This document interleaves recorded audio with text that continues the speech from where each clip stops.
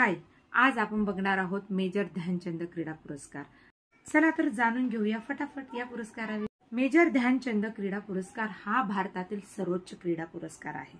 हा पुरस्कार सुरुवातीला राजीव गांधी खेलरत्न पुरस्कार म्हणून ओळखला जात होता। मेजर ध्यानचंद हे सर्वोत्कृष्ट हॉकीपटू होते।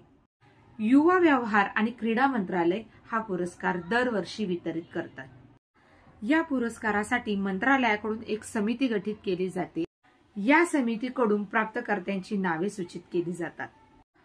आंतरराष्ट्रीय स्तरावर 4 वर्षाच्या कालावधीमध्ये क्रीडा क्षेत्रात उत्कृष्ट कामगिरी करणाऱ्या खेळाडूला हा पुरस्कार दिला जातो।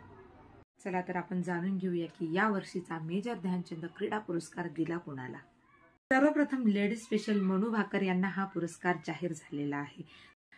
2024 मध्ये पॅरिस येथे झालेल्या ऑलिम्पिक स्पर्धेमध्ये तब्बल 2 पदकं जिंकून यांनी आपल्या देशाचं नाव मोठं केलं होतं।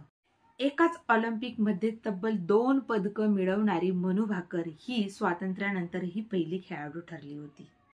तर हरमनप्रीत सिंग यांच्या नेतृत्वाखाली भारतीय हॉकी संघाने 2024 मध्ये झालेल्या पॅरिस ऑलिम्पिकमध्ये कांस्य पदक जिंकले होते। तर पॅरा ऑलिम्पिक मध्ये उंच उडी या क्रीडा प्रकारामध्ये सुवर्ण पदक जिंकणारे प्रवीण कुमार यांनाही हा पुरस्कार देण्यात आला। सिंगापूर येथे झालेल्या जागतिक बुद्धिबळ चॅम्पियनशिप मध्ये डी गुकेश यांनी चीनच्या डी लिरेनला पराभूत करून ही चॅम्पियनशिप आपल्या नावे केली होती। आपल्या देशाच्या राष्ट्रपती माननीय द्रौपदी मुर्मू यांनी मनू भाकर, हरमनप्रीत सिंग, प्रवीण कुमार आणि डी गुकेश यांना आज हा पुरस्कार प्रदान केलेला आहे। हा पुरस्कार प्राप्त खेळाडूला 25 लाख रुपयांचं बक्षीस आणि सन्मान चिन्ह देण्यात येतं। आज आपण बघितला मेजर ध्यानचंद राष्ट्रीय खेलरत्न पुरस्कार।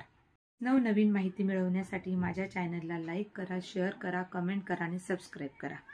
बाय।